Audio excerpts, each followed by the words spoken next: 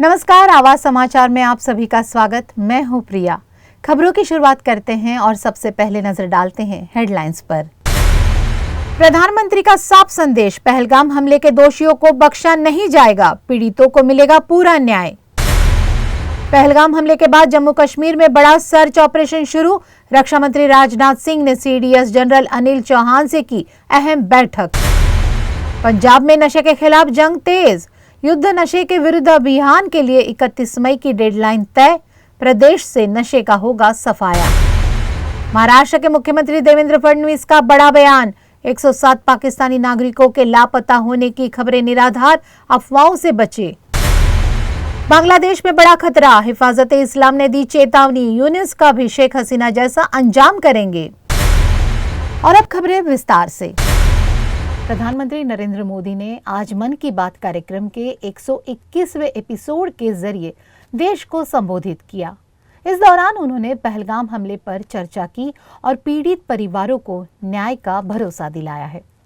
PM Modi ने कहा कि आज मैं जब आपसे मन की बात कह रहा हूं तो मन में गहरी पीड़ा है। 22 अप्रैल को पहलगाम में हुई आतंकी वारदात ने देश के हर नागरिक को दुख पहुंचाया है। पीड़ित परिवारों के लिए हर भारतीय के मन में संवेदना है। पीएम मोदी ने आगे कहा कि हर भारतीय, चाहे वो किसी भी धर्म का हो, कोई भी भाषा बोलता हो, उन लोगों के दर्द को महसूस कर सकता है जिन्होंने इस हमले में अपने परिजनों को खोया है। मुझे उनके दुख और दर्द का एहसास है। आज हर भारतीय का खून आतंकी हमले की तस्वीरें देखकर खौल रहा है। पीएम मोदी ने मन की बात कार्यक्रम में कहा कि पहलगाम हमला आतंकी सरपरस्तों की हताशा और कायरता को उजागर करता है। ऐसे समय में जब कश्मीर में शांति लौट रही थी, निर्माण कार्यों में तेजी आ रही थी, लोकतंत्र मजबूत हो रहा था, लोगों की कमाई बढ़ रही थी, युवाओं को नौकरी के नए अवसर मिल रहे थे, देश के दुश्मनों को ये रास नहीं आया। उन्होंने कहा कि आतंक के आका चाहते हैं कि कश्मीर फिर से तबाह हो जाए, इसलिए ये साजिश रची गई और उसे अंजाम दिया गया। आतंकवाद के खिलाफ इस लड़ाई में 140 करोड़ भारतीयों की एकजुटता हमारी सबसे बड़ी ताकत है। प्रधानमंत्री ने आगे कहा कि आज भारत के लोगों का जो आक्रोश है, वही आक्रोश इस घटना को लेकर पूरी दुनिया में भी देखा जा रहा है। हमले के बाद दुनिया भर से संवेदनाएं आ रही हैं। मुझे भी कई वैश्विक नेताओं ने फोन और मैसेज दिए हैं और इन हमलों की कड़ी निंदा की है। आज जब मैं आपसे मन की बात कर रहा हूं तो मन में गहरी पीड़ा है। 22 अप्रैल को पहलगाम में हुई आतंकी वारदात ने देश के हर नागरिक को दुख पहुंचाया है। पीड़ित परिवारों के प्रति हर भारतीय के मन में गहरी संवेदना है। भले वो किसी भी राज्य का हो, वो कोई भी भाषा बोलता हो, लेकिन वो उन लोगों के दर्द को महसूस कर रहा है जिन्होंने इस हमले में अपने परिजनों को खोया है। मुझे एहसास है हर भारतीय का खून आतंकी हमले की तस्वीरों को देखकर खौल रहा है। पहलगाम में हुआ ये हमला आतंक के सरपरस्तों की हताशा को दिखाता है, उनकी कायरता को दिखाता है। ऐसे समय में जब कश्मीर में शांति लौट रही थी, स्कूल कॉलेजों में एक वाइब्रेंसी थी, निर्माण कार्यों में अभूतपूर्व गति आई थी, लोकतंत्र मजबूत हो रहा था, पर्यटकों की संख्या में रिकॉर्ड बढ़ोतरी हो रही थी, लोगों की कमाई बढ़ रही थी, युवाओं के लिए नए अवसर तैयार हो रहे थे, देश के दुश्मनों को, जम्मू कश्मीर के दुश्मनों को ये रास नहीं आया। आतंकी और आतंक के आका चाहते हैं कश्मीर फिर से तबाह हो जाए और इसलिए इतनी बड़ी साजिश को अंजाम दिया। आतंकवाद के खिलाफ इस युद्ध में देश की एकता, 140 करोड़ भारतीयों की एकजुटता हमारी सबसे बड़ी ताकत है। यही एकता आतंकवाद के खिलाफ हमारी निर्णायक लड़ाई का आधार है। हमें देश के सामने आई इस चुनौती का सामना करने के लिए अपने संकल्पों को मजबूत करना है। हमें एक राष्ट्र के रूप में दृढ़ इच्छा शक्ति का प्रदर्शन करना है।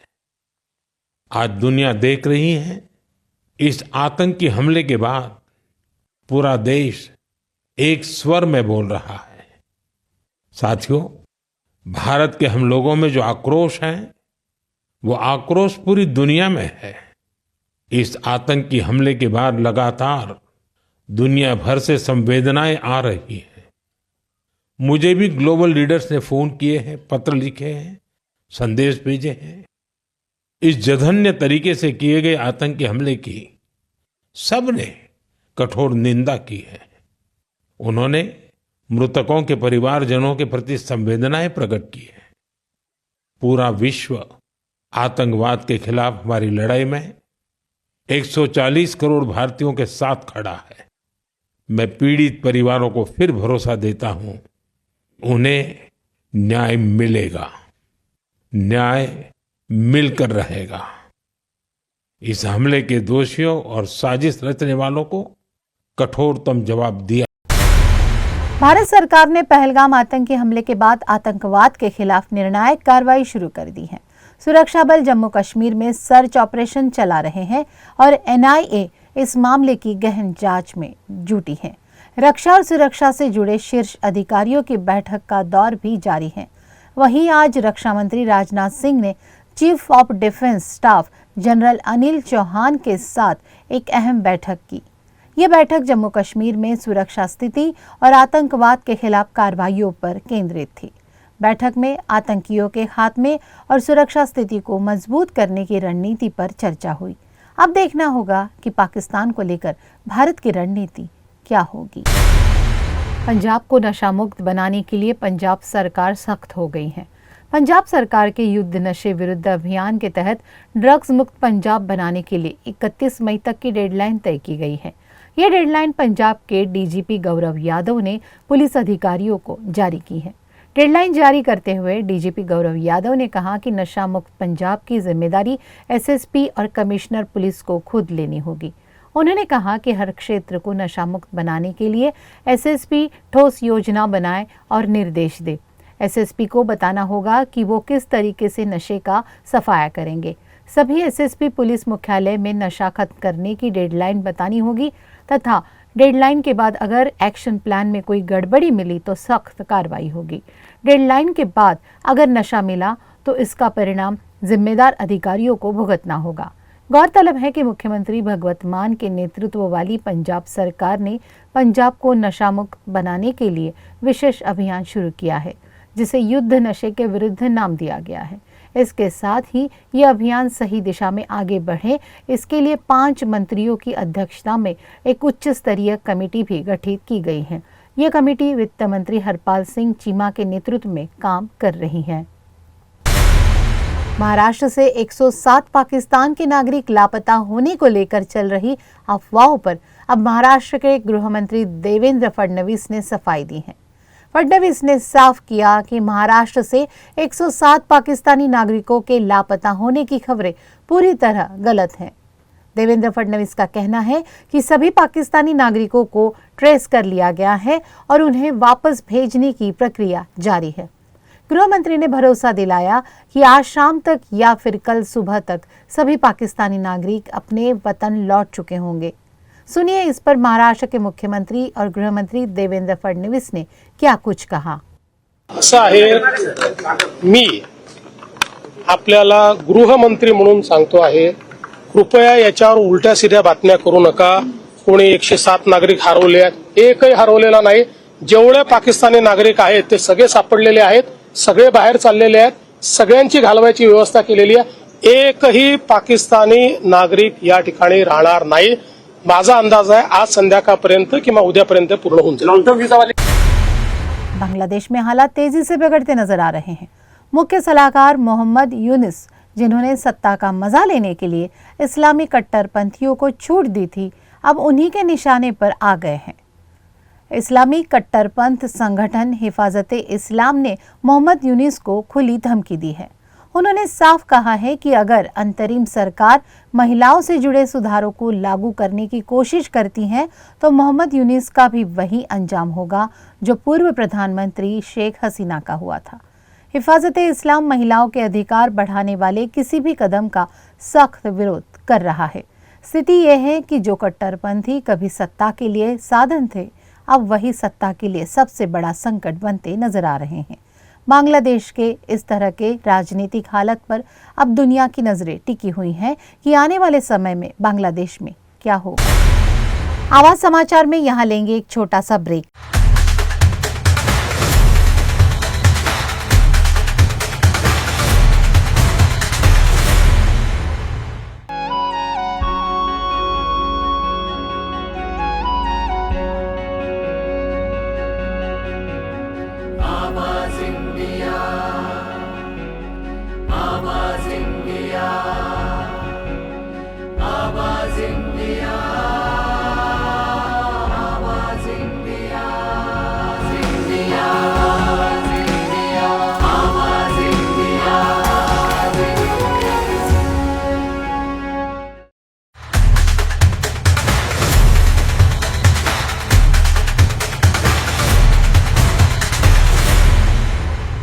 ब्रेक के बाद एक बार फिर से आप सभी का स्वागत है।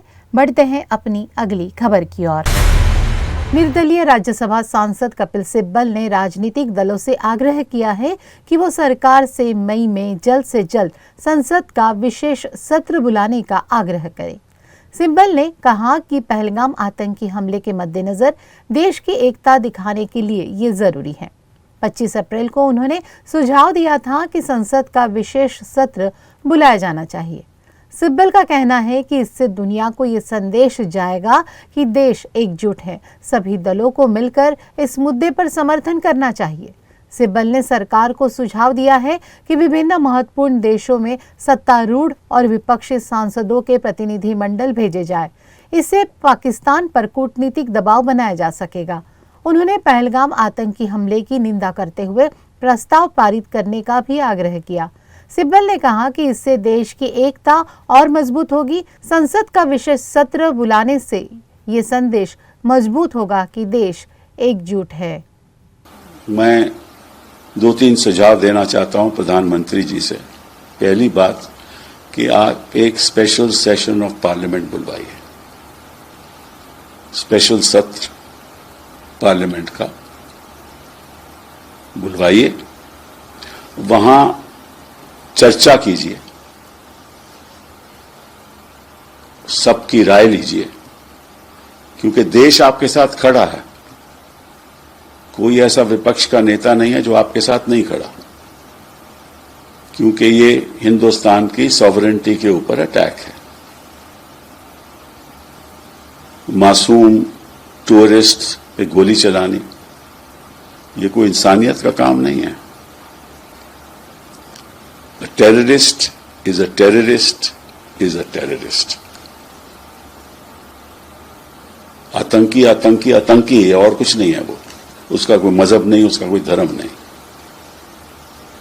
और आतंकवाद से वो अपने जो इश्यूज हैं पाकिस्तान, वो दुनिया के सामने लाना चाहता है। और उसी संदर्भ में वो सोचता है कि भैया हमारी जो मिलिट्री सिस्टम है पाकिस्तान का, वो बरकरार रहेगा। ये तो हुई टेरर टैक्स की बात। और मैं क्यों कहता हूं कि सत्र बुलाना चाहिए। पहली बात तो एक रेजोल्यूशन पास होना चाहिए, यूनानिमस रेजोल्यूशन, जिसमें जो देश की भावना है वो स्पष्ट तरीके से अंतर्राष्ट्रीय देशों तक पहुंचनी चाहिए कि हम सरकार के साथ खड़े हैं, देश इकट्ठा है। समाजवादी पार्टी के राज्यसभा सांसद रामजी लाल सुमन के काफिले को अलीगढ़ में विरोध का सामना करना पड़ा। राजपूत समुदाय के लोगों ने उनके काफिले को काले झंडे दिखाए और काली स्याही और टायर फेंके। काफिला हाथरस से बुलंदशहर जा रहा था जब करनी सेना के कार्यकर्ताओं ने उन्हें रोकने की कोशिश की। इस दौरान काफिले में शामिल कुछ गाड़ियां आपस में टकरा गईं और कई लोग घायल हो गए। घायलों में एडवोकेट ब्रिजमोहन राही और वीरपाल सिंह शामिल हैं। घटना के बाद पुलिस ने रामजीलाल सुमन को गभाना टोल प्लाजा पर रोक लिया और उन्हें वापस भेज दिया। कुछ कार्यकर्ताओं को ही आगे जाने की इजाजत मिल गई। सपा कार्यकर्ताओं ने आरोप लगाया है कि राजपूत समुदाय के लोगों ने उनके ऊपर पथराव भी किया। साथ ही अब इस घटना से तनावपूर्ण स्थिति उत्पन्न हो गई है। पुलिस ने स्थिति को नियंत्रित करने के लिए सुरक्षा व्यवस्था बढ़ा दी है। पहलगाम हमले पर पूर्व ब्रिगेडियर सुधीर सावंत ने कड़ी प्रतिक्रिया दी है। सुधीर सावंत ने बयान देते हुए कहा कि पर्यटकों और निर्दोष स्थानीय नागरिकों को निशाना बनाना न केवल कायरता है बल्कि ये मानवता के खिलाफ अपराध है। सावंत ने भरोसा दिलाया कि भारतीय सेना और सुरक्षा बल पूरी तरह सतर्क हैं और किसी भी चुनौती का मुंह तोड़ जवाब देने के लिए पूरी तरह से तैयार है। पूर्व ब्रिगेडियर सावंत ने आगे ये भी कहा कि आतंकवादियों को करारा जवाब देना बेहद जरूरी है और इस लड़ाई में देश को एकजुट रहना होगा। उन्होंने स्थानीय नागरिकों और यात्रियों की सुरक्षा को सर्वोच्च प्राथमिकता बताया और देशवासियों से शांति और संयम बनाए रखने की अपील की। सुधीर सावंत ने जोर देते हुए कहा कि भारत की एकता और अखंडता को कोई ताकत नुकसान नहीं पहुंचा सकती। हमले के पीछे साजिश रचने वालों को सख्त से सख्त सजा दी जानी चाहिए। साथ ही उन्होंने कहा कि सैनिकों का मनोबल ऊंचा रखना समय की जरूरत है, जिससे पूरे देश का आत्मविश्वास भी मजबूत होगा। आखिर में सावंत ने कहा कि आतंकवाद के खिलाफ पूरा देश एकजुट होकर डटा रहेगा और हर साजिश को नाकाम करेगा। जहाँ पर टूरिस्ट होते हैं उनको ही मारा पहली बार। टूरिस्ट को मारने का यही मकसद है कि वहाँ पर जो इकोनॉमिक जो सुबत्ता आ रही है उसको रोकना है और हिंदू मुस्लिम द्वेष भावना निर्माण करने के लिए इन्होंने ये कदम उठाया है। ये दुर्भाग्यपूर्ण है और हम लोग को उसके चंगुल में नहीं फंसना चाहिए। हमको एक रहना है, जैसा अभी सब पॉलिटिकल पार्टी आके एक संघ से उन्होंने पाकिस्तान पर हमला करने के भी सरकार को फ्रीडम दिया है। कि सरकार और अपोजिशन पार्टी सब एक आने का ये बड़ा मसला है कि पूरे भारत एक हो गया है इस हमले के खिलाफ। ऐसा मैसेज पूरे देश में गया है और आर्मी के लिए, सैन्य के लिए ये मैसेज बहुत इम्पोर्टेंट है। फिर सैन्य क्या है, आज आगे जाके कुछ भी कर सकती है, पाकिस्तान को खत्म करने की बात भी कर सकती है और सेना को हम लोग को फ्रीडम देना चाहिए। जो भी करना है करो बोल के फ्रीडम सेना को देंगे तो वो ये मसला खत्म हो जाएगा। बड़ी खबर आ रही है मुंबई से सटे विक्रोली इलाके से, जहां विक्रोली बाजार में पुलिस और स्थानीय प्रतिनिधियों की टीम ने बड़ी कार्रवाई की है। मिली जानकारी के मुताबिक बीजेपी नेता और पूर्व सांसद किरीट सोमैया के नेतृत्व में स्थानीय पुलिस ने विक्रोली बाजार में छापेमारी की। इस छापेमारी के दौरान 13 संदिग्ध बांग्लादेशी फेरी वालों को हिरासत में लिया गया। खास बात ये रही कि हिरासत में लिए गए सभी बांग्लादेशियों के आधार कार्ड पर जन्म तिथि लिखी गई थी 1 जनवरी और पता झारखंड के साहिबगंज जिले का बताया गया और ये सभी बांग्लादेशी विक्रोली बाजार में फेरी लगाकर सभी काम कर रहे थे। फिलहाल पुलिस ने सभी को हिरासत में लेकर जांच शुरू कर दी है और विदेशी नागरिकता और दस्तावेजों की गहराई से जांच पड़ताल की जा रही है। मुंबई से सटे पनवेल इलाके में पनवेल नगर निगम द्वारा निर्मित अंतर्राष्ट्रीय स्तर के क्रिकेट प्रशिक्षण केंद्र का भव्य उद्घाटन किया गया। इस खास मौके पर महाराष्ट्र के सांस्कृतिक मामले के मंत्री आशीष शेलार उपस्थित थे। उनके साथ भारतीय क्रिकेट टीम के पूर्व कप्तान दिलीप वेंगसरकर भी शामिल हुए। मनपा आयुक्त एवं प्रशासक मंगेश चितले के मार्गदर्शन में निर्मित ये प्रशिक्षण केंद्र अत्याधुनिक सुविधाओं से लैस बताया जा रहा है। ऐसा माना जा रहा है कि ये केंद्र पनवेल और आसपास के क्षेत्र के उभरते क्रिकेटरों को विश्व स्तरीय प्रशिक्षण प्रदान करेगा और क्रिकेट के क्षेत्र में नई प्रतिभाओं को तराशने में महत्वपूर्ण भूमिका अदा करेगा। बहुत बहुत खुशी हो रही है हमको। यहाँ पे एकेडमी था ही नहीं यहाँ पे, तो एक मेरी 4th एकेडमी है। 2 मुंबई में है, एक पुणे में है और पनवेल में है। और ये जो ओपन स्पेस था तभी यहाँ पे कुछ था ही नहीं और बहुत ही बढ़िया ग्राउंड किया है। और पनवेल महानगर पालिका में आभार व्यक्त करता हूँ। उन्हें एकदम कड़ी मेहनत की, अच्छा खर्चा किया, अच्छे विकेट्स बनाए अच्छा टॉयलेट बनाया और एक अच्छा व्यासपीठ भी है। यहाँ के जो बच्चे हैं उनके लिए अच्छा व्यासपीठ है। यहाँ पे हमें अंडर 12, अंडर 14, अंडर 16, अंडर 19 वो जो है उनका हम सिलेक्शन करेंगे और 2000 बच्चे शायद आएंगे यहाँ पे सिलेक्शन ट्रायल के लिए और उनमें से हम सिलेक्ट करेंगे। पनवेल महानगर पालिका ने अप्रोक्सीमेटली 7.5 एकड़ ज़मीन के ऊपर तकरीबन 14 कोटी 55 लाख रुपए खर्च करके यहाँ पे एक अच्छी क्रिकेट एकेडमी यहाँ पे बनाई है। इस एकेडमी का प्रमुख उद्देश्य जो है ये पनवेल महानगर पालिका क्षेत्र और रायगढ़ जिले के जितने भी यहाँ के स्थानीय खिलाड़ी हैं उनको प्लेयर्स है उनको अंतर्राष्ट्रीय दर्जे का लेवल का अच्छा क्रिकेट का कोचिंग यहाँ पे मिले और यहाँ से ज़्यादा अच्छे खिलाड़ी क्रिकेट खिलाड़ी ये अपने देश को यहाँ से ये कर सकते हैं। आवाज समाचार में यहाँ लेंगे एक छोटा सा ब्रेक।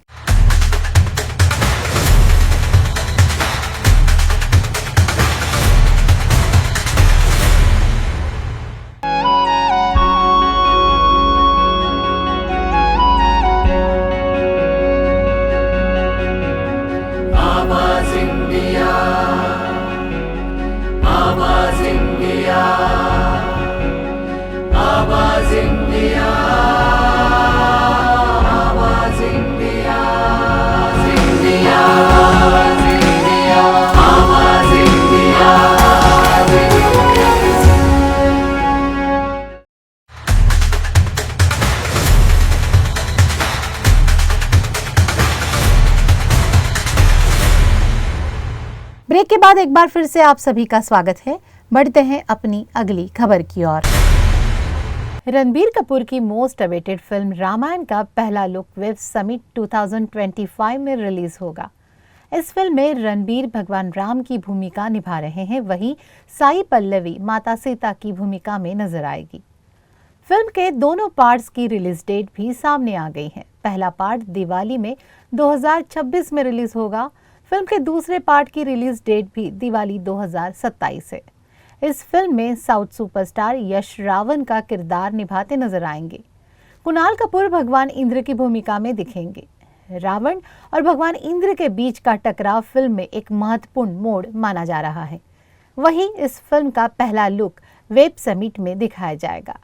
आपकी जानकारी के लिए बता दें कि वेब समिट 2025 का आयोजन मुंबई में 1 से 4 मई तक जियो वर्ल्ड सेंटर में होगा। इस समिट में दुनिया भर की मनोरंजन जगत की हस्तियां शामिल होगी। पीएम मोदी के भी शामिल होने की उम्मीद है। समिट का आयोजन सूचना और प्रसारण मंत्रालय कर रहा है। जलियांवाला बाग हत्याकांड पर आधारित बॉलीवुड फिल्म केसरी चैप्टर 2 18 अप्रैल को सिनेमाघरों में रिलीज हुई। कांग्रेस सांसद शशि थरूर ने फिल्म केसरी 2 की तारीफ की है, जिसमें अक्षय कुमार ने सर सी शंकरन नायर की भूमिका निभाई है। थरूर ने कहा कि यह फिल्म शानदार है, प्रतिशोध की भावना को अच्छी तरह से दिखाया है। उन्होंने कहा कि फिल्म में ब्रिटिश कोर्ट सिस्टम का इस्तेमाल करते हुए संदेश दिया गया है। थरूर ने फिल्म के अभिनय और कहानी की भी तारीफ की है। उन्होंने कहा कि फिल्म में एक भी बोरिंग पल नहीं है। इसके साथ ही थरूर ने अक्षय कुमार के अभिनय की भी तारीफ की और कहा कि उन्होंने सर शंकरन नायर की भूमिका को अच्छी तरह से निभाया है। थरूर ने कहा कि शंकरन नायर बहुत साहसी और ईमानदार व्यक्ति थे। उन्होंने फिल्म के संदेश की भी तारीफ की और कहा कि ये शानदार तरीके से व्यक्त किया गया है और इस फिल्म को देखना एक शानदार अनुभव होगा।